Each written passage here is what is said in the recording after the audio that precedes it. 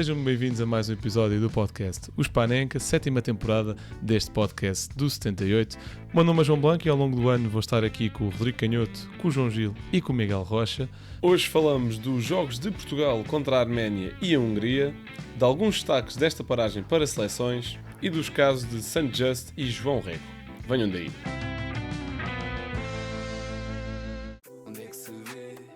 Onde é que se vê? Onde é que se vê? Onde é que se vê?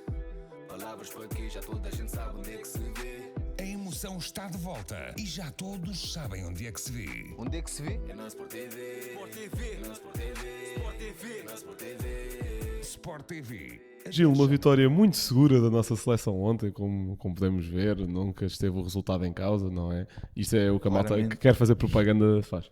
Claramente. Pronto, quero perguntar o que é que achaste deste Portugal 3, Hungria 2, aquele que era, a meu ver, o jogo mais difícil da nossa fase de qualificação, porque é com o adversário mais difícil e fora de casa.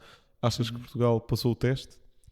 Olha, em primeiro lugar, dizer que obviamente que esta fase de qualificação é importante para passar, naturalmente para chegar ao Mundial, mas dizer que pode servir também um pouco como preparação para o próprio Mundial e dizer que seleções como a Hungria, quando chegarmos ao Mundial, que devemos chegar naturalmente, vai ser a regra e não a exceção, não vai haver Arménias no Mundial. Por isso foi um bom teste para Portugal e perceber até que ponto é que a nossa seleção está assim tão bem preparada, porque dar 5 à Arménia vale o que vale. É a tal questão que também já falámos, dos resultados de Roberto Martínez, especialmente no início, era contra seleções mais fracas. Depois também teve ali Alemanhas, Franças, que até teve boas performances, mas sim, não há que esquecer que vão ser estas seleções. Antes desta paragem, o que estava mais recente foi exatamente essas exibições contra a Alemanha e contra a Espanha, não é? Sim, Mas também aquela contra a Dinamarca fora também estava recente. Sim. Portanto, dizer que estas vão ser as regras e não a exceção, este tipo de jogos. Quanto ao jogo, é um pouco tu com ironia estavas a dizer que foi um resultado tranquilíssimo, 3-2, mas obviamente que não foi, não é verdade? Ainda por cima pela cadência do próprio marcador, não, quer dizer, um 3-2 há de ser sempre um resultado renhido e um jogo renhido, mas marca a Hungria, damos a volta, empata a Hungria e nós marcamos o gol da vitória. É sempre um jogo, no mínimo, com várias reviravoltas e emocionante, e de facto foi. Começar por dizer que a Hungria, aliás, se calhar vou começar por Portugal. Uma questão que me pareceu logo estranha, depois se calhar fez algum sentido, mas ao mesmo tempo não. A questão de entrarmos com um central apenas. Acho que isso talvez seja assim a grande nuance Com um deste jogo. central e com 5 médios. Sim, exatamente. E com a trupe da Arábia. Também já podemos discutir um bocadinho isso. Mas ainda a questão do central, obviamente que Roberto Martínez, penso eu que fez isso numa perspectiva mais de ter muita bola, ter saída de bola com o Ruben Neves, que apesar de não ser um médio com saída de bola exponencial, é muito melhor que se calhar os centrais que nós temos neste momento, por ser um médio, lá está, tem mais capacidade de passe. E realmente foi isso que aconteceu, especialmente porque a Hungria se baixou muito no terreno, recuou muitas linhas, especialmente até que sofrer o 2-1 de Portugal, baixou muitas linhas e foi uma equipa que procurou defender e sair no contra-ataque. E até estava a correr bem por esse aspecto, estávamos a ter saída de bola, eles também não pressionavam muito, portanto se calhar também facilitava um pouco. O problema é que se reparares bem, os 2 golos de Portugal são um cruzamento, e quem está central no primeiro golo está o Vitinha e no segundo golo está o Ruben Neves. E o que é que acontece? O avançado, por acaso foi o mesmo, o Varga, cabeceia à vontade nos 2 golos. Já agora 2 bons golos. Acho que é avançado para o Benfica. Varga, não conhecia, quer dizer, conhecia, mas não acompanho muito. Nem sei onde é que joga. Temos agora o Ivanovic e o Pavlidis, mas pareceu-me um jogador muito forte de jogo aéreo. Já agora nenhum dos avançados do Benfica tem assim tão bom jogo aéreo. Portanto, nesse aspecto, sim, seria complementar. Mas pronto, a Hungria marca quase nas suas 2 únicas oportunidades, que queria, portanto, também uma seleção cínica e a provar um pouco que Portugal não pode dar mesmo espaço a estas seleções e se calhar ainda tem alguns problemas de transição defensiva, porque foi um pouco quase em contra-ataque. O segundo gol não tanto, mas o primeiro foi numa transição rápida. Obviamente também ajuda a ter centrais, não é? Em vez de ter um médio, ajuda se calhar. Mas a recuperação foi muito lenta. Sim, mas a recuperação foi lenta, sem dúvida. É um dos pontos menos bons teres, ou seja, aqui a ideia com tantos médios, sejam eles centrais ou extremos direitos ou o que seja, neste modelo de Martínez, vai acontecer, e isso é bom quando já se trocar a bola, vai acontecer muitas trocas de posição. Ou Sim, seja, como arrastar se viu. marcações, etc. Isso vai criar espaço, isso não está aqui a ser discutido. O problema é quando perdes a bola no meio dessas Sim. trocas de posição. E contra uma equipa que sabe contra-atacar, não é? Claro, não, contra uma boa equipa, e nós sabíamos que isso é um bocadinho assim, que este tipo de seleções vai sempre explorar as costas de Portugal, então quando vê um médio a central, coisa linda, não é? É cruzamentos até Pronto, dizer chega, não é? mas concordo. Sim, mas essa questão falaste bem das trocas posicionais que se viu muito. Vi muito o Bernardo no meio, vi também à direita, que até é mais ou menos aí que faz o golo. Vi o Bruno Fernandes à esquerda, vi o Bruno Fernandes à direita. Vi o próprio Vitinha muitas vezes a descer para entre os centrais, mas outras vezes muito mais à frente, a receber mais à frente na construção. O João Neves, a mesma coisa, muitas entradas do João Neves na área, com inclusive, se não me engano, pelo menos um remate É um perigoso. médio que marca a trick, Gil. Sim, exatamente, o João Neves que está a mostrar uma Uma nova dinâmica que não lhe Não, reconhecíamos mas atenção, tanto. que era um médio. Rui Costa fez bem vender, um médio sem golo, sem assistência. Sim, sim, e como dizia alguém aqui do nosso podcast, não ia vingar em mais lado nenhum, não é? Exato. Tirando a realidade do Benfica. Um abraço para o Rocha já agora. Epá, acho que fica-te mal falaste assim de alguém que não te pode defender nos próximos episódios. Acho que fica Não, mal. é verdade, é verdade. Mas ele sabe que eu tenho razão. Mas sim, portanto, muitas dinâmicas, os médios a aparecerem muitas vezes, também os próprios laterais, especialmente o Cancelo, a cruzar muito, mas também a aparecer algumas vezes no segundo poste, a receber cruzamentos do Nuno Mendes. O Pedro Neto também a entrar muitas vezes na área, apesar de ter um jogo um pouquinho mais apagado. Portanto, foi um jogo que eu digo que foi positivo da seleção no seu geral. Foi uma boa vitória, muito importante, no jogo teoricamente mais difícil, porque isto é. Já sabemos que o futebol, se fosse teoria, não valia a pena assistir, né? Portanto, sim. Falando do Ronaldo, pá, o Ronaldo teve num momento decisivo, não é? Ganha o penalti e marca o penalti. Epá, mas na minha opinião, teve muito apagado no que foi o jogo em si. Ou seja, ele tem um remate enquadrado, penso eu, para além do golo. Se calhar até tem mais, mas pelo menos eu lembro-me de um remate muito perigoso que o guarda-redes defende bem. Mas tirando isso, o Ronaldo foi um pouco uma ilha. Não recebia a bola. Quando os cruzamentos que tentavam cruzar, não chegava quase lá a bola. Na pressão, já sabemos que o Ronaldo não vai fazer grande pressão, não é? Mas o que me fez mais impressão foi muitas vezes bola bombeada para a frente de Portugal, especialmente naquela fase mais do aperto, em que Portugal estava mais recuado no 2-1, e o Ronaldo estava lá, a bola, ele estava lá na zona, quase como o Gyökeres que tu dizias que fazia, que é, nem saltava, nem fazia pressão. É que ao menos o Gyökeres esperava pelo ressalto, não é? Pela primeira bola, para se fazer à segunda bola. O Ronaldo nem isso, o Ronaldo ficava quieto, o defesa cabeceava calmamente e ele não... Não sei se o Jokeres fazia a segunda bola. Eu acho que o Jokeres só esperava que alguém ganhasse a bola para correr na frente. Pronto, talvez fosse isso também com... Olha, é uma boa comparação para a questão do Ronaldo. Portanto, ele pareceu sempre uma ilha lá à frente, especialmente nessa altura do 2-1. Eu até concordo com o Ronaldo até essa fase, e ele é importante no penalti, naturalmente. Mas acho que a partir daí, assim que o jogo muda completamente de figura, uma seleção portuguesa a recuar linhas e a Hungria naturalmente a ir atrás do resultado, eu acho que devia ter sido logo ali a saída do Ronaldo, porque já sabemos que Gonçalo Ramos vai-se fazer de todos esses lances, vai tentar ganhar ressaltos, e como nós vimos depois no terceiro gol do Cancelo, a defesa da Hungria não é assim tão boa a sair a jogar, vai a equipa da Hungria, porque não é só a defesa que sai a jogar. Portanto, eu acho que teria sido logo ali uma boa fase para retirar o Ronaldo, e já agora também colocar um central de origem para segurar um pouco o resultado, não é? Era o que ele ia fazer lá aos 85. Sim, é isso. E o próprio António Silva, que já agora tem pouco tempo, mas entra bem, ainda faz 2 ou 3 cortes. Viu-se logo, nem foi tanto a exibição dele, foi mais a solidez que se viu na linha defensiva, com a entrada de um central, que realmente faz diferença. Ter lá um médio, ter lá um central, não é? Nem toda a gente pode ser Frederic Auschwitz nesta vida. É claro. Mas queres dizer mais alguma coisa? Ia só dizer isso, que notou-se bastante solidez defensiva. A questão do Palhinha também entrar foi importante para estabilizar um pouco o meio campo. Já não me lembro, acho que saiu o Vitinha ou o João Neves, não sei, não me lembro. Os dois saíram. Pronto, mas não me lembro qual é que saiu para a entrada do do Palhinha, mas deu logo ali mais músculo ao meio campo. Não é que também o Palhinha tenha feito assim grande coisa, mas nota-se logo a diferença. É logo a ocupação de espaço é totalmente diferente numa altura em que estávamos a precisar disso, não é? Estávamos a recuar linhas e precisávamos disso. Pronto, a Hungria ainda acaba por fazer um empate, lá está, quando num erro claro de Roberto Martínez, para mim, por não ter feito pelo menos a substituição do central, que acho que era fundamental, não, ainda por cima com a Hungria a carregar tanto. Eu até consigo perceber, porque o Roberto Martínez tinha a ideia clara de trocar a bola ali entre aqueles jogadores sempre muito móveis, atrair a pressão da Hungria e esticar na frente para fazer o 3-1. Pareceu-me claramente esse o objetivo. Só que lá está, esticar para quem? Para um Pedro Neto que já estava cansado, para um Ronaldo que não se mexia, pá, não fazia grande sentido.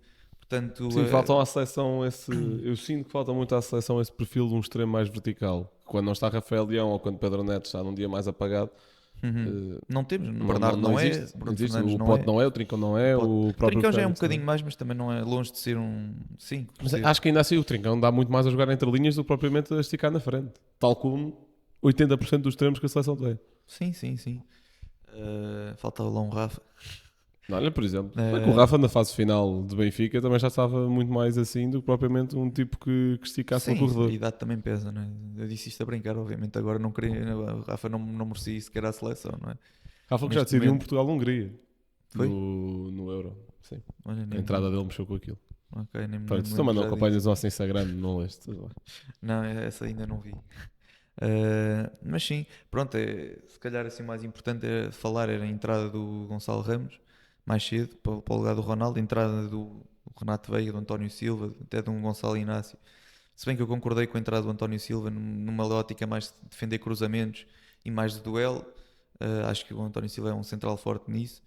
É um bocado por aí, acho que faltou isso na gestão de Roberto Martínez, mas de resto até acho que foi interessante a preparação do jogo com esta variante, mas não sei se é boa ideia voltar a repetir. Certo. Eu acho que aqui o problema não foi exclusivamente de jogar com o médio a central. Eu acho que aqui o problema foi jogar com o médio a central e não proteger o meio campo para isso. Eu acho que isso foi um erro capital deste jogo. Porque Ruben Neves é linha defensiva, João Neves e Vitinha à frente, Bruno Fernandes, Bernardo, Pedro Neto. É muito giro se quiser jogar contra uma equipa que sabes que não te vai causar problemas de transição. Agora a Hungria já é uma equipa de um nível muito elevado. Tinha de estar um Palhinha no meio campo se queria jogar com o Ruben Neves, ou tinha de estar um António Silva no meio se quisesses manter o trio que jogou contra a Arménia, que foi o Vitinho, o João Neves e o Bruno, que depois daquele teste, pronto, que eu até já mencionei aqui hoje, escandaloso e correu bastante mal na Dinamarca em março, estão a ganhar cada vez mais rotinas também os Claro, três também no meio campo, é que é normal. perfeitamente normal.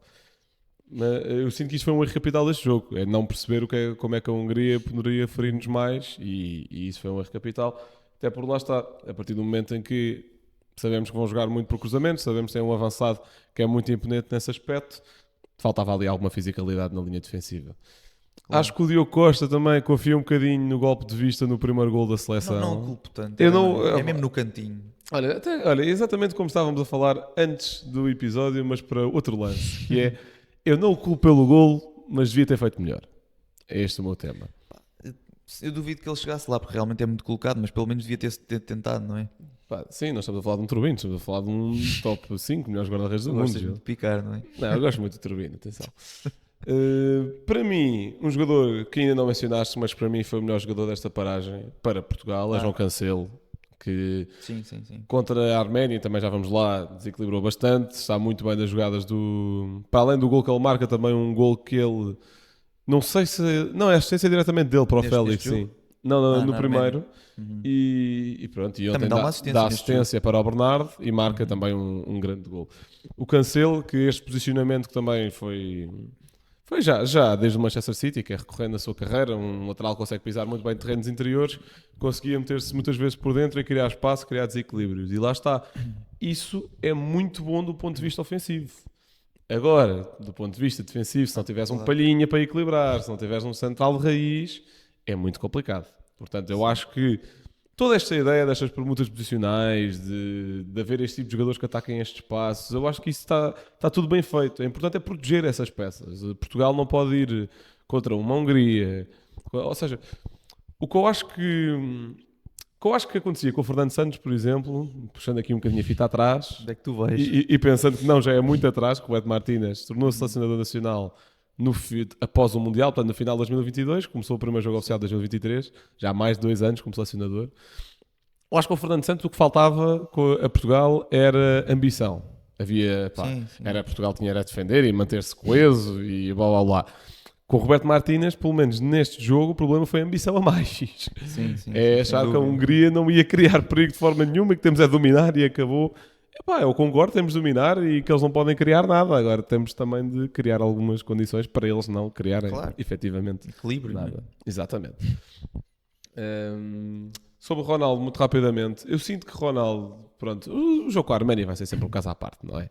Quando jogamos com esse tipo de seleções. E aliás, e acho que estou aqui a falar de cabeça, mas acho que a Arménia há de ser o adversário mais fraco da nossa qualificação. Nós temos Irlanda, Hungria e Arménia. A É isto. Arménia que ganhou ontem contra não sei quem agora. Contra a Mas Irlanda. ganhou, tem 3 pontos. Confirma lá já agora contra quem é que foi. Eu sei que nós jogamos com a Irlanda, no primeiro jogo em casa quando voltarmos agora em outubro. Irlanda. Também não é uma seleção fácil. Arménia. Bem, Bem, enquanto... enfim, ganhou a Irlanda ontem. Foi a Irlanda. Pois. Também, supostamente, Pronto, já não vai é uma aparecer o seleção grupo da fácil. Liga das Nações. Não sei porquê. Está aqui, World Cup Qualifiers. Mas é capaz de ter sido Sim, nós jogamos Irlanda. contra a Arménia, Hungria e Irlanda, sendo que neste momento a Arménia tem 3 pontos, nós temos 6, a Hungria 1 e a Irlanda 1. Ok. Pronto, portanto até a Hungria se calhar são eles que não estão aqui a fazer bem o trabalho de casa. O que eu queria dizer, pronto, os jogos com a Arménia vão sempre, e com este tipo de seleções, vão sempre valer o que valem, não é por aí. Agora, eu acho que o Ronaldo nesta fase vai sempre ser um pouco ilha. Eu acho que o Ronaldo, se queres um avançado mega associativo, mete o Gonçalo Ramos, esse não é o tema. Agora, a realidade é que o Ronaldo basta ter 2 lances no jogo onde ele entra e decide o jogo. Tu vês, nos últimos 11 jogos da seleção, o Ronaldo tem 11 golos. Sim, claro. Pá, aos 40 anos. Agora se tu me perguntas, pá, mas ele já não vem atrás e que ele aí há uns tempos tinha a mania de cair para a Sim, aula sim. e pronto, ainda bem que já não Inventar. tem, ainda bem que já não tem, felizmente. Se ele vai criar jogadas de perigo sozinho, duvido muito, não excluo a possibilidade, mas duvido. Agora, basta a bola certa chegar e tu próprio disseste que cara, os cruzamentos não lhe estavam a chegar e que não estava a ter muitas oportunidades e que as poucas que teve até criou perigo. Portanto, um remate perigoso e lá está, ganha o penalti, marca o penalti. Pronto, Tem a sua importância, não é? Atenção, foi um jogo mal de Cristiano, isso não é o tema, ou foi um jogo pobre, digamos Sim, assim. sim. Mas a questão é que num jogo pobre do Ronaldo basta 10 segundos. Sim. E acho que essa é a grande vantagem de ter. Engraçado tu mudares assim de opinião quando era o Di Maria. A Epá. opinião era outra. Não estou a comparar os jogadores. É pá, queres Estou a comparar os comparar? contextos. Então, olha, 2 jogadores mais velhos, claramente, que já não recuam tanto para defender. então, mas o que é que eu digo? São decisivos Então, poucas mas vezes. o meu lugar é muito diferente de não durante pouco defenderes tempo. enquanto ponta de lança e não defenderes enquanto extremo. Coitado do Oshness. Pronto, mas os contextos são muito semelhantes. Tens de admitir. Epá, não, porque o Di Maria joga pelo Colossal Sport Lisboa e Benfica. E no Colossal Sport Lisboa e Benfica, eles não se defendem e os não se atacam. Pronto, ainda bem, tens essa opinião. Pronto. Colossal. Colossal. sim, Esta aqui sim. tens de tirar um clipe Exato. e meter só esta parte colossal se para Lisboa e Benfica. Bem, sobre o Portugal-Arménia, vou ser um bocadinho mais rápido. Até para também depois lançar aqui a pergunta sobre a Arábia, que tu queres muito falar. Quero. Quer queres, né? Quer queres. Eu quero que este por acaso não faz um grande jogo. Pronto, acho que o Portugal-Arménia, aí sim, uma exibição dominadora e aquilo que se espera, no fundo, de Portugal no seu melhor nível. Conseguiu-se travar bem as iniciativas da Arménia, mas lá está, uma equipa que eu não acho tão física, que apesar de conseguir ligar bem alguns contra-ataques, nunca era através do jogo aéreo. Portanto, talvez outro tipo de meio campo conseguia. Se calhar, lá está, se calhar era preciso defesas com mais controle da profundidade, por exemplo, Gonçalo Inácio à cabeça, do que propriamente defesas mais físicas como António Silva. Nesse aspecto, acho que o Roberto Martínez acertou nesse ponto, sendo que eu acho que António Silva devia ter sido titular contra a Hungria. E acho que a estrutura foi muito bem escolhida. A grande surpresa do 11 foi João Félix, que acaba por marcar 2 golos e que acaba por jogar à esquerda também. Eu até quando vi o 11 até ponderei ali se calhar um 4-4-2 com o Bruno à esquerda e o Félix atrás, mas não foi isso que acabou por acontecer. O Félix, pronto, ia sendo ali um bocadinho vagabundo pelo lado esquerdo. Lá está, um extremo mais de apoio do que propriamente o Pedro Neto, que era, lá está, dos poucos que consegue esticar e levar a bola para a frente. Sim. Um jogador também pode fazer isso e que nós esquecemos e que se lesionou a meio do estágio é o Francisco Conceição Sim. e que também podia ter essa importância e se calhar até estava planeado Ele como entrar. Trincão jogou contra a Arménia, se calhar ele jogar Ele contra a entrar, Hungria, é possível. Até porque Conceição acho que ganhou uns pontinhos com a seleção depois daquele grande É gol um contra a Alemanha, espalha-brasas. não é? Claro, espalha-brasas. Portanto, João Félix, 2 golos, Ronaldo 2 golos, sendo que um deles é um grande gol, apesar de ser um bocado pato. E o Cancelo também com uma belíssima exibição, mais uma vez, acho que foi o Man of the Match de Portugal nos 2 jogos e acho que está Concordo. num grande nível. Portanto, Gil, lance 2 perguntas. Em primeiro lugar, se este meio campo é o para ficar na seleção, visto que faz os 2 jogos, Vitinha, João Neves e Bruno Bruno. Fernandes, sendo contra seleções de maior calibre, eu pelo menos usaria o Palhinha, aqui algures. E se achas que a Arábia é o futuro da seleção? Ok, portanto, ainda a tua primeira pergunta. Naturalmente, estes jogos, obviamente, eu considero a Hungria uma seleção forte, mas patamares abaixo da nossa. É importante também ainda refletir sobre isso. Se calhar, se estivéssemos a falar no nosso campeonato, os 3 grandes, e se calhar a Hungria seria um Braga ou um Vitória. Portanto, ainda um patamar abaixo de. Então, dos e o que é três uma grandes. França, Gil? Uma França pronto, é uma rivalidade entre os 3 grandes, até pronto, não sei se um bocadinho superior à nossa, mas pelo menos uma rivalidade de igual para igual é. E acho que neste momento posso dizer que a Não, nossa seleção bate-se de igual para igual, Acho sim, que também com qualquer uma das seleções do mundo. Mas ainda a tua pergunta, obviamente para estes jogos concordo plenamente com este meio campo. Apesar de tudo, Vitinha, o próprio João Neves são médios que não sendo 6 conseguem ter capacidade defensiva, especialmente o próprio João Neves. É um médio muito todo o terreno, mas de alta rotação em termos defensivos. Também é rápida, apesar de não ser muito alta, é forte, faz-se bem aos duelos aéreos, portanto, até é um médio completo. Já noutros jogos, se calhar é razão para ter uma entrada de um Palhinha ou então organizado de uma forma um pouco diferente, colocar um Ruben Neves eventualmente também, apesar de não ser se calhar a primeira opção, e tu deves concordar com isso. Lá está. Agora o contexto é diferente. Pronto, e portanto eu acho que este meio campo é muito bom para, sei lá, 70% dos jogos. Depois há aqueles contra seleções da mesma valia que a nossa que se calhar não é boa ideia estar a experimentar isso. Depende também muito dos outros jogadores ao lado, porque não é só o meio campo que interessa, Claro. tens de olhar muito para os alas. Se calhar se tiveres um Bernardo na direita já não é assim tão mau ou tão perigoso, porque o Bernardo também recua muito para ajudar a defender. Portanto, depende sempre muito. Obviamente, se tivesse um Rafael Leão e um Pedro Neto, não poderia ser um meio campo desses. Ficaria muito exposto. Ficaria quase 3 lá à frente que não defendiam e o resto da equipa a defender. Mas indo para a tua segunda questão da Arábia, que também queria falar sobre isso. Que tem sempre pano para mangas, não é? Claro. Atenção, a Arábia não é um campeonato fraco, já não, quer dizer, há uns anos claramente era, mas desde que houve uma aposta muito forte dos clubes de lá a injetar muito dinheiro e a contratar jogadores, alguns em fim de carreira, outros até agora mais jovens, como por exemplo o próprio Cancelo, o próprio Félix, pronto, são jogadores claramente mais jovens, o Gabriel Veiga o ano passado, quando foi para lá também. Portanto, é um campeonato diferente. O Roger Fernandes. O Roger foi agora, exatamente. Apesar de tudo, temos de admitir que é um campeonato com um ritmo muito mais baixo. Naturalmente, também por causa das condições climatéricas, jogar com 40 graus não é a mesma coisa que jogar com 20. Mas é um campeonato com uma rotação muito mais baixa, em termos de velocidade de jogo, intensidade. Isso aí pronto, como é que eu ia dizer? É inquestionável. Portanto, eu não tenho problema nenhum que os jogadores de lá joguem titular na nossa seleção. Agora, parece-me que às vezes também há alguns jogadores que se calhar não merecem assim tanto jogar a titular. Por exemplo, o Ruben Neves ontem não me fez assim tanto sentido jogar a titular. Não jogou mal, não jogou mal, mas não parece-me que havia... Sim, mas aí batemos no tema que o tema não é o campeonato onde jogam, é o jogador em si. Sim, é o jogador em si, é a forma do jogador, naturalmente. Por exemplo, o Félix, eu honestamente não sei como é que ele está lá no campeonato. Sei que no primeiro jogo fez um hat-trick. Sei que no primeiro jogo fez um hat-trick, pronto. Eu consigo entender ele ter entrado contra a Arménia, naturalmente também é uma seleção mais fraca. O que eu não consigo entender é depois desse jogo em que ele marca 2 golos e faz uma boa exibição, talvez a melhor pela seleção. Claramente. Também não é muito difícil. Isso, claramente, sim. Como é que ele não tem continuidade no jogo seguinte? Não, mas isso acho normal. Não é só no caso do Félix. Eu acho que se tem muitas vezes, nestes especialmente jogos na de 3 em seleção. 3 dias, nas qualificações, é normal ires rolando um bocado o 11. Sim, mas eu acho que, especialmente numa seleção onde tu não contas tanto com dinâmicas de entrosamento, contas mais com a forma dos jogadores, valorizar a forma, Por exemplo, olha, o claramente. Félix saiu do 11 para entrar o Bernardo Silva. Porque o Pedro Não Neto está em passou para a grande esquerda. forma, Mas na marcou. minha opinião. Marcou, é verdade, mas não, Aliás, foi o único gol dos 7 da seleção nesta paragem que não veio da Arábia. Aliás, dos 8 gols da seleção nesta paragem. não veio da Arábia, pois. Pronto, também se calhar vieram muitos da Arábia, porque lá está, estão muitos jogadores da Arábia a jogar. E também dois deles foram ponta de lança.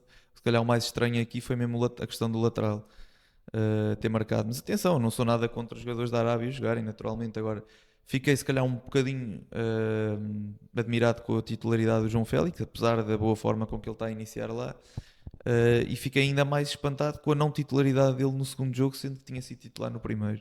Portanto, e tinha tido bom rendimento. Portanto, isso aí talvez me tenha surpreendido. Depois a questão Ronaldo, obviamente já não me surpreende, não é? O Ronaldo ser titular. Se calhar no primeiro jogo contra a Arménia faz sentido, ele é um jogo menos físico, um jogo onde ele pode claramente dar mais. Se calhar no segundo jogo voltamos à mesma conversa. Eu se calhar teria entrado com Gonçalo Ramos de início, mas também não acho que o Ronaldo tenha caído mal ao mundo por ele ter jogado titular. Portanto, é sempre uma questão de forma para mim. Mais importante é a forma. E também, obviamente, que há os egos, há os personalidades no balneário, há aqueles com mais estatuto que se tem de ser valorizado, mas os estatutos não ganham jogos, não é? Já que o Cruyff tinha dito sacos de dinheiro não ganham jogos, eu agora faço uma frase: estatutos não ganham jogos. Vou meter o meu nome ao lado do Cruyff. Portanto, acho que é um bocado por aí. Obviamente são importantes, mas não sempre. E os estatutos devem ser respeitados, mas também devem dar lugar a outros, naturalmente. Os Portanto, estatutos numa equipa e num clube. claro, atenção. Se o jogador tiver a entregar rendimento sempre, Não percebeste a está a falar do piada. Otamendi. Não, está a falar de estatutos de. Ah, achei que ias falar do Otamendi também, que já queremos falar disso. Não, mas já. Mas, já lá. ok, dos estatutos, sim, os estatutos que já agora não vão ser respeitados neste ato eleitoral, não é? Tudo bem, Em fica. muitas- Fala dos teus estatutos. Em muitas partes. Mas enfim, isso é tema para outro episódio se quisermos fazer. Acho que era isto também. Ok. Certo. Portanto, partindo também aqui um bocadinho para paragens de outros jogadores nesta paragem de seleção, não é? E hoje, se calhar, até vou aqui inverter um bocadinho, quero já dar um meu facto, que é, à sexta internacionalização, Luís Soares estreou-se a marcar pela seleção colombiana e logo com um póquer, que é o primeiro da carreira, sendo nos últimos 4 jogos clube mais seleção, o Soares tem 6 golos e 3 assistências. Neste jogo da Colômbia, dos 4 golos que ele marcou, houve assistências de Richard Rios, Luís Dias e Rames Rodrigues, portanto, Todos muito, conhecidos. tudo velhos conhecidos aqui do Tugal. Portanto, Uhum. pego também neste facto para Gil de perguntar algum, assim, pode ser relacionado com o Benfica ou não, mas alguma exibição nesta pausa internacional que queiras destacar? Olha, vou-te ser sincero, não vi muitos jogos das outras seleções, mas vi um pouco da Ucrânia. E vou destacar a exibição do Sudakov. Obviamente a Ucrânia empata com o Azerbaijão, não é? Acho que sim. Do Fernando Santos. Eh, Ainda era o Fernando Santos do banco? acho que sim. Porque Não é sei, que- confio. Por acaso, se calhar ele foi despedido. Eu acho que ele foi despedido. Então, se calhar não antes, é. né? Pois. Pois, se calhar ele foi despedido. Mas pronto, era o Azerbaijão. E destacar a questão do Sudakov. Ele marca um golo, já agora marcou o único golo da Ucrânia. Antes tinham levado 4-0 da França, quase foi 4 da França, que é um pouco mais normal. Empatar com O grupo deles é a Chequia com 11 pontos, a Ucrânia com 8, a Geórgia com 7 e a Arménia com 7 também. Ah, não, desculpa, isto Isto deve é, ser de outra isto coisa. é a Liga das Nações. Pois. Desculpa. O Google não é o melhor sítio para pesquisar isto, de facto. Hum. Isto, na qualificação para o Mundial, é a França com 6 pontos, a Islândia com 3, Ucrânia e Azerbaijão com 1. Ok, pronto. Mas eu queria aqui destacar, obviamente, que o jogador ainda não se estreou pelo Benfica. Mas é também trazer aqui um pouco, se calhar, à conversa aquilo que aconteceu há uns dias na sua casa, no seu apartamento. Foi bombardeado na Ucrânia e o jogador marcou um golo e não sabemos como é que está o mindset dele, como é que está a cabeça dele. nem do Turbino já agora, mas especialmente ele, que foi o seu apartamento que foi bombardeado. Mas esta é uma questão que já agora também queria perguntar, tendo em conta esta contratação do Benfica e tendo em conta o que se passa na Ucrânia e já sabendo o que se passou com o Yaremchuk, não é verdade? Quando foi contratado nunca se calhar deu o rendimento, também porque a cabeça não estava totalmente focada no futebol, como é de esperar, e ninguém diz o contrário.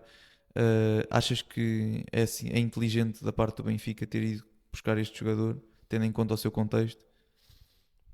Acho que é difícil. Em primeiro lugar, é preciso ter em conta que, para o bem e para o mal, Sudakov nunca foi nem a primeira nem a segunda opção do Benfica para aquela posição. Portanto, o Benfica vai aqui, pelo menos, para a terceira opção para a posição, porque falhou João Félix e falhou Tiago Almada.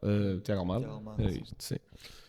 Portanto, nesse ponto de vista, nem foi a primeira opção. Agora, é um contexto muito especial e delicado, porque se tu me perguntas se faz sentido, ou vá, vamos começar ao contrário. Se há algum tipo de risco, há. Sim, E o Benfica sabe o que aconteceu com o Yaremchuk. O Yaremchuk era um bom jogador, que cá não rendeu devido ao contexto, Sim. principalmente E mesmo psicológico, assim, com que vai. obviamente não rendeu o que se esperava. Pronto, teve mas um mesmo momento assim engraçado teve- contra o Ajax, não é? Teve até não foi mau, não foi um flop. Sim, mas esperava-se mais de um avançado. O Sim, Benfica, eu lembro-me que pagou bem pelo avançado e depois que também conseguiu vendê-lo bem, pela Valência, para o Jorge Mendes, de certeza. Portanto, depois não sabemos quanto dinheiro desse é que vai parar Sim. a conta do Benfica, mas essa é a história. Portanto, há risco, esse não é o tema. Agora, se calhar cancelar uma contratação destas devido a uma guerra, se calhar também é algo pouco humano, digamos Claro. assim. Porque o jogador tem qualidade, está provado que tem qualidade e acho que o apoio psicológico certo consegue dar a volta e consegue se focar naquilo que ele gosta de fazer, nem que não seja por 1h30, 90 minutos por semana ou 2 vezes por semana. Não. É uma situação muito complicada. Acho que o Benfica tem a obrigação, o Benfica e a Federação Ucraniana têm a obrigação de prestar todo o apoio possível e imaginário, até porque é bom para eles no geral, até pode ser pela razão mais egoísta do planeta, que é para o Sudakov jogar melhor. Sim. Depois também temos, espero eu que também esteja em conta as razões altruístas, não é? As razões humanitárias. Agora, se me perguntas, há risco? Há, mas acho que é importante perceber que esta não foi o primeiro desejo do Benfica, e 2, temos de ter aqui em conta o lado humano, que apesar de estarmos a falar de futebol, estamos a falar de rendimento, o importante é as equipas ganharem, porque se não ganharem, desaba tudo. E com equipas, estou a falar de seleções também, neste caso a Ucrânia, mas não podemos esquecer da questão humanitária. Claro, não concordo plenamente contigo. Queria também chegar aí, ainda bem que tens essa opinião, porque é alinhada com a minha. Ou seja, obviamente Ainda há bem que tens risco. uma opinião que concordes comigo, não é? É verdade, finalmente. Há algum risco, naturalmente, não é? Toda a condição, mas acho que é um jogador com grande mais-valia e se o Benfica lhe propuser todas as condições, por exemplo, trazer o jogador e a família para Portugal o mais rápido possível. Isso foi outra que eu não percebi, que foi o apartamento foi bombardeado, mas absolutamente ninguém ficou ferido, porque Não, eles não estavam lá, ou estavam? Estavam, supostamente acho que estavam, mas não sei como não ficaram feridos, ainda bem. Mas não ficaram. Não ficaram. Não Ok, ficaram. foi isso que eu não percebi, ou seja, eu vejo as imagens da casa, vejo que eu também tinha lido que estavam Sim. lá, Sim, tá, mas, supostamente estavam lá. mas a partir do momento em que o posto do jogador é sobre a casa, pá, presumo que, Sim, que não tenha felizmente acontecido não nada. aconteceu Sim. nada. Mas isto para Ainda dizer bem. que o Benfica, e já a Federação Ucraniana não tanto, mas o Benfica deveria fazer um esforço para trazer imediatamente a família e o jogador para Portugal. Não sei, provavelmente se calhar não tem casa cá, mas fazer um esforço para ajudar, porque realmente estar naquelas condições, agora ainda por cima com o apartamento naquele estado, ninguém consegue estar, eu estou a imaginar, estar num país a trabalhar e a minha família estar noutro país que está em guerra e que acabou de ser bombardeado o apartamento e que pode acontecer outra vez. Sim, claro. Sabe-se logo. O nível Pronto, psicológico é horrível. claro, por isso acho que o Benfica devia fazer isso também por questões humanitárias e também para minimizar esse efeito sobre o jogador, não é? Sim, nem que não seja, lá está, nem que não seja pela razão mais egoísta do planeta, Sim, desde que isso seja feito. Sim, exatamente. Portanto, era um bocado por aí. Queres-me fazer então a pergunta do Otamendi?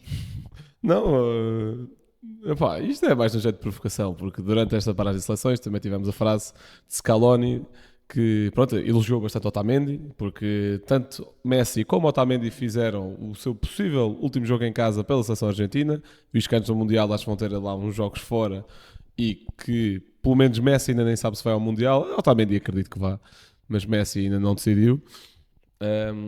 Portanto, Scaloni dá-nos a frase de que Otamendi chegou a jogar lesionado pela seleção, não nesta paragem, mas chegou a jogar lesionado pela seleção contra a indicação do Benfica. Portanto, Gil, Qual é que é a tua reação a esta frase?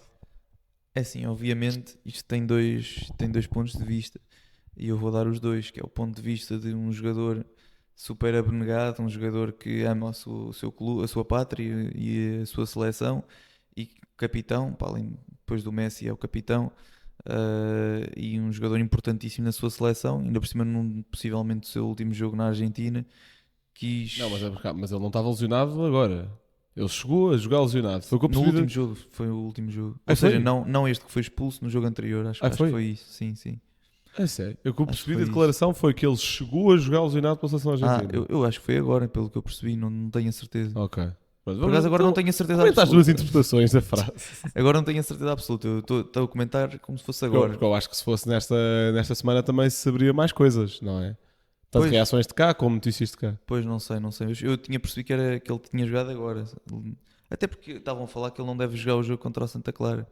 Não sei mas se é era... também porque lá está, ele tinha para descansar jogo, também. Tinha jogo, é o mesmo caso do Rios. Sim, para descansar.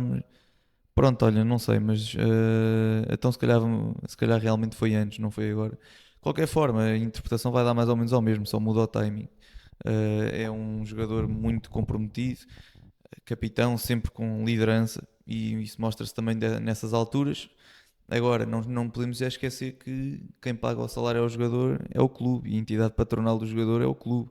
Portanto, se o clube diz que é melhor não jogar por causa de lesão, é melhor o jogador também salvaguardar-se e seguir as instruções de quem lhe paga o salário. Também é um pouco essa a minha opinião. Agora consigo compreender, e muitos jogadores já admitiram que a ordem para eles é seleção e clube. Portanto, metem a seleção em primeiro Sim, lugar. há vários casos disso. Sim, há outros até metem o golfe antes do clube. Exato. Agora lembro-me. O Whale, Yeah. Mas consigo perceber, mas obviamente que os jogadores deviam ter um pouco mais de cuidado, especialmente nestas alturas em que estão lesionados, e tentarem não agravar a lesão. Obviamente, se for uma coisa que o jogador se sinta minimamente bem para jogar, eu consigo compreender. Agora, se for uma daquelas lesões que pode agravar, acho que não deve jogar. Não, o próprio Di Maria tem uma história parecida com essa, que é... acho que o Real Madrid lhe enviou uma carta a pedir para não jogar a final do Mundial 2014 porque ele estava tocado, ao que o Di Maria rasga a carta. E há também aquela história do Umtiti, acho que... Sim, o Umtiti sacrificou a pelo carreira Mundial, para não foi jogar o Mundial. 2018. Pois, e depois nunca mais foi o mesmo. Pronto, forçou ali uma lesão, portanto, também não consegui prever o quão grave ia ficar depois, mas ficou Sim. muito grave.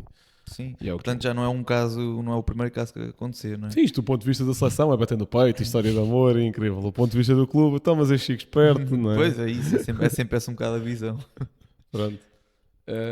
Queres Mas sim, ir- nesta paragem para seleções, não queria só destacar também o Haaland, porque num jogo onde a Noruega ganha 11-1, o homem marca 5 gols e 2 assistências, sendo que vi uma stat, por acaso não a trouxe, erro meu, mas ele tem, se não me engano, aos 25 anos, já mais de 310 gols na carreira. É? Sim. Portanto, a este ritmo até é capaz de... Pronto, se continuar assim sim, com a longevidade, por exemplo, do Cristiano, é capaz De de... ultrapassar. Talvez. Não sei. Agora, Dificilmente. opá, porque o Haaland, podemos falar muitas coisas do estilo de jogo do Haaland, mas o Haaland é uma máquina de fazer golos. Sim, Isso não é preciso muitas oportunidades para o Haaland fazer golos. Nesse Sim. aspecto. Não estamos aqui a comparar Haaland e Ronaldo como jogadores, estamos aqui Claro, nem claro, o legado claro. que eles têm. Porque aqui o meu ponto não é... não é só marcar 1000 golos ou perto disso, é em que momentos é que marcaste os 1000 golos, o que é que ganhaste nesse percurso, Claro. tudo e mais Isso, alguma coisa. isso marcar 1000 golos já eu marquei contra o portão da minha garagem. Também já marquei 1000 golos. Mas atenção, tenho a certeza que és uma lenda no teu jardim. Pá. Tenho a Sou, certeza que és recebido sempre com muitas tarjas. Aplausos dos meus vizinhos. Exatamente. Pronto. Para terminar, queria-te perguntar pelos casos Sanchez e João Rego. E este até quero começar eu. Pois, eu também queria perguntar pelo caso do Sanchez. Porque, apesar de já ter sido a semana passada, estamos a chegar um bocadinho tarde à festa do Sanchez. O João Rego é mais recente, é a coisa de 2 dias. Em primeiro lugar, há aqui um claro desfasar entre as versões dos clubes, portanto, neste caso Sporting e Osasuna e Sanchez. Portanto, há aqui coisas mal contadas. Quem tem razão ou não, a nível de probabilidades pelo menos, faz sentido que sejam os clubes, porque apesar das duas versões dos clubes não estarem 100% alinhadas, alinham muito mais do que a versão de Sanchez.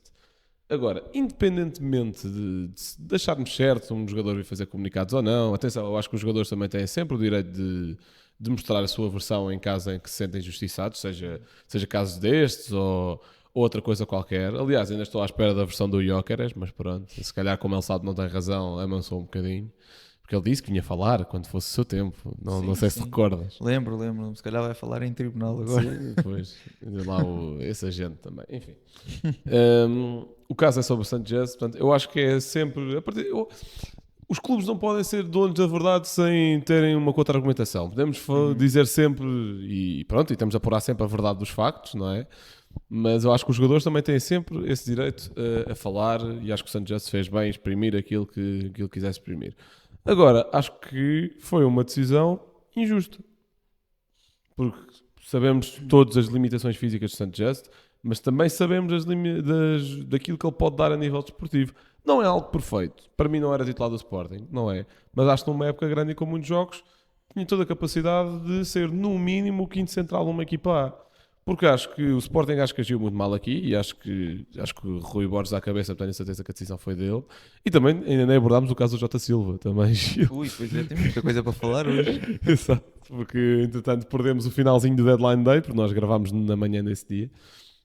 Mas... Temos sentado aqui à meia-noite, à espera. Exato, em live, não é? Escrevemos aqui uns oráculos Um também. dia fazemos aí uma live aí no Deadline Day, a malta em vez de ir ver o Fabrício vem-nos ver a nós. Mas ou seja, aqui, enquanto que no caso do Jota acho que o principal culpado há de ser sempre o diretor desportivo do Sporting, que era o Bernardo Palmeiro, aqui claramente acho que é uma decisão de Rui Borges não contar com o Sanchez, e acho que é uma decisão errada, e acho que alguém da estrutura, não posso dizer que tinha posto um travão, porque isso também é tirar a responsabilidade e a decisão do treinador, mas tem de dizer a mim, ganha juízo, porque não faz sentido um jogador com a importância que já teve acho que ia para a terceira ou quarta época de Sporting, sim. Campeão nacional, um jogador que sempre tratou muito bem o clube, é despromovido à equipa B sem mais... Sim, é despromovido à equipa B sem mais nem menos. Se havia... Pronto, houve muitas conversas para ele sair neste mercado, se ele acabou por não sair, é porque não quis. E de facto, lá está. Se eu acho que os jogadores têm de saber respeitar o contrato com o clube, acho que o clube também tem de saber respeitar o contrato com o jogador. A justificação de Frederico Varandas para despromovê-lo à equipa B é ridícula, porque ele diz que não pode haver um jogador com salário tão alto na equipa A. Ok, mas pode haver na equipa B. Pá, é ridícula. Acho que um jogador que acaba o comunicado com, às vezes forem precisas, vou representar a camisola da equipa B com muito orgulho, é um jogador que tem 10 vezes, 20 vezes, 30 vezes mais profissionalismo do que o Gyökeres, e o Gyökeres teve isto sempre do lado do clube. Atenção, estou a falar da perspectiva do clube. Teve uma grande despedida, com muitos vídeos e com a descrição de que é um dos maiores de sempre da história do nosso clube. E atenção, não discordo, mas temos um jogador que a nível profissional tratou o Sporting como tratou a nível de, pronto, ao longo do verão. E temos um jogador que, pronto, com momentos delicados no clube, eu percebo, cuja importância desportiva não é tão grande, e és promovido à equipa B.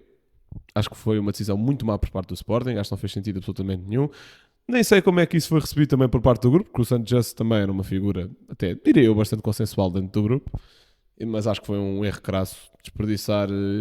Epá, lá está, porque acho que nos queixamos muito quando os jogadores não são profissionais, e quando demonstram selo, acho que também nos recompensamos, e acho que queremos ignorar um bocadinho isso e queremos fazer as coisas à nossa forma. Depois, não, se o clube gosta de exigir assim a sua vontade, e desculpa, gosta de impor assim a sua vontade, acho que também não se pode queixar quando os jogadores querem sair, também impõem a deles. E acho errado. E acho que o Sporting geriu a situação muito mal, independentemente da versão de cá para fora, qual é que é a verdade, isso não me interessa. Eu acho que a verdade, e que nós sabemos que é 100% verdade, é que o Sanchez foi uma figura muito importante ao longo dos últimos anos de Sporting, que não tem qualidade para ser titular do Sporting, mas tem qualidade para ser uma figura importante que pode ir entrando aqui e ali, titular em taças, etc., que já tem muita experiência e gabarito a nível europeu, tanto pelo Sporting como na Alemanha, por exemplo, também é um excelente campeonato. Acho que foi muito mal gerido. Acho que foi mesmo muito mal gerido. Mas Gil, e a situação do Rego? Explica-nos. Sim, a situação do Rego, pelo que eu pude... E se quiseres contar do Sanchez também. Sim, então deixa só dar uma pincelada muito rápida nisso. É um bocado o que tu disseste, obviamente fala-se do que o Sanchez teve propostas de outros clubes, que o Sporting estava interessado em que ele saísse, o jogador aparentemente não quis ou não lhe agradou a proposta e acabou por ficar no Sporting contra a vontade do clube. E pronto, e foi isso um pouco que despolutou toda esta confusão, porque ficaram chateados no clube por ele não ter aceitado nenhuma proposta e ter feito, não sei se fez fim-capé, mas pelo menos é o que se diz para ficar, sendo que não contava para... Quer dizer, não sei se ele sabia que não contava para Rui Borges. Mas mesmo ele até pode chegar ali, o Rui Borges até lhe podia ter dito no início do verão: meu amigo, não conto contigo. Uhum. Acho que não é a forma de tratar o jogador. Claro. Porque ele, tem todo o direito de não querer ir embora. Porque lá está, os dois assinaram Tem um que cumprir contrato. o contrato também, Equipa e jogador. Assinaram os dois o contrato. Se o jogador não quer quebrar o contrato, o clube também não isso. tem de fazer. E acho que devia ter sido tratado com mais respeito um jogador que já foi tão importante para o Sporting. É Porque eu isso. saiba, a Morita também está no último ano de contrato, por exemplo. E também é um jogador cujo rendimento desportivo nos últimos Sim, anos não tem está. sido muito dúbio. Uhum. É um jogador que acaba de lesões, recuperar de tem uma lesões. lesão, está ainda tocado e vai à seleção lesionar-se outra vez, por exemplo. Isto é profissionalismo? Não sei se é. Pois. Acho que são casos muito parecidos e estão a ser tratados de forma diferente. E acho que não devia ser. Pois há também essa questão que tu falaste dos contratos, não é? Muitas vezes diabolizamos os jogadores porque querem sair e não respeitam o contrato, mas se calhar também desta vez o clube também tem de respeitar Claro, o próprio contrato claro. que assinou, não é? A razão não está sempre do lado do clube. Mas pronto, depois a questão de ir para a equipa B, não percebi mesmo qual é que é. Se é para não contaminar o balneário, então mas vai contaminar menos se for para a equipa B. Isso aí ainda é mais um escândalo, quer dizer, um jogador que já está mais que rotinado na equipa A, os seus colegas veem, este está a ser castigado porque não saiu, porque não quis sair.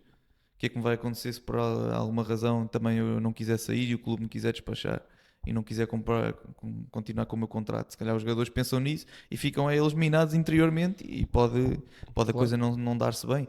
Tu falaste das relações do próprio Sanchez, ouve-se muito que se dá muito bem com o Yulman, portanto, que é o capitão, e já sabemos da última vez também que o Gyökeres se dava bem também com o Yulman, que aquilo o Sporting andou a titubear durante um bom tempo, especialmente naquela altura. Acho que é tudo burburinho a mais. Sim, Não fez sentido. não faz sentido. Até foi uma semana com muito burburinho para os lares do Sporting.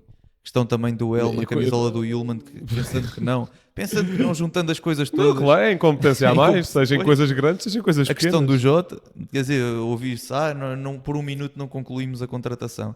Não, isso é outra coisa absurda. Epá, tiveste Não, 3 meses ou 2 Exatamente, meses. é que não foi por um minuto, foi por 2, 3 meses. Pá. A partir do momento em que percebemos e pronto, e soubemos que o Jota era um pedido pessoal de Rui Borges, e atenção, acho que é um bom jogador, acho que se respeitou também muito a figura de Diogo Jota, a figura de Jota Silva, né, neste mercado, porque o Rui Borges só queria buscar jogadores da Vitória, ou seja, o Jota Silva é um belíssimo jogador. Quem me dera tê-lo no Sporting para acrescentar profundidade ao plantel. Claro.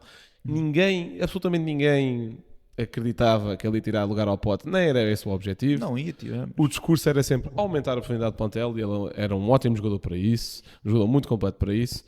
Agora, eu não caia nesta do Sporting que falhou por um minuto em inscrição. Não, o Sporting falhou por 2 meses em inscrição. A partir do momento em que estamos a negociar com aquele maluco que é o Marinakis, acho que podemos, em uma semana, tirar a conclusão de que ele é variado. Se ele é variado, vamos buscar outro gajo qualquer. Pois. Chegámos à última duas, semana uma. para começar a disparar propostas. Das duas, uma, ou atacas mais cedo e tens mais margem de manobra para poder negociar, Como é há mais óbvio. tempo, ou então tens de ir logo para o outro lado. Né? É que o primeiro alvo para aquela posição foi o Jota. Depois percebeu-se, se calhar não vale a pena tanto o Jota. Depois tentou-se lá o Yeremai. E era Depois, na mais, última falou-se semana, do disparou-se para... Olha, agora veio o Kevin. Bora, 40 milhões. Pronto. 40 milhões em cima da mesa. Pá, todo o mercado do Sporting, salvo raras exceções, foi um planeamento todo muito estranho. E a realidade é que agora acabamos com 40 laterais direitos e se calhar com pouquíssima profundidade para a posição de extremo esquerdo, onde vai ter de ir lá parar um Gênio a jogar do lado contrário, um Kenda a jogar do lado contrário. Sim, pois. Mateus Reis. Extremo do esquerdo. lado. Extremo, desculpa. pensei Pá, que estavas a olha, falar se calhar o Mangas à frente e o Reis atrás, em algum jogo mais, pronto, Taça Portugal. Acho que o mercado do Sporting ficou mesmo muito aquém. Sim. Mas falando do caso do João Rego, é um caso também, é diferente obviamente do Sanchez, é um caso também um pouco delicado. O jogador tem contrato até 2028, estive a ver agora, e acho que recebeu propostas de empréstimo que o Benfica até queria aceitar, mas o jogador não quis aceitar porque queria ser vendido em definitivo neste mercado. Percebeu que provavelmente não deve ter muito espaço na equipa do Benfica e o Benfica preferia emprestá-lo porque vê potencial no jogador, e o jogador não quis, ou saía em definitivo ou não saía, não queria ser emprestado. Também o que eu acho que é um bocado mau da parte do jogador. Não, uma má decisão por parte dele. Sim, acho. é isso, um bocado mau da parte do jogador, porque realmente se ele evoluir e mostrar bom futebol, se Se calhar, surgem mais propostas, se ele depois para além quiser de surgir sair. mais propostas, para o próprio Benfica pode querer colocá-lo mais vezes e aproveitá-lo bem melhor. O que é que se passou a seguir? O jogador e a sua família e o seu agente pediram uma renovação de contrato, mas supostamente essa renovação foi por valores astronómicos para o que o jogador neste momento tem de importância no plantel do Benfica e na equipa do Benfica. E o Benfica não quis dar-lhe esse contrato, sugeriu outro contrato com valores mais adequados ao que é, que é o seu estatuto neste momento.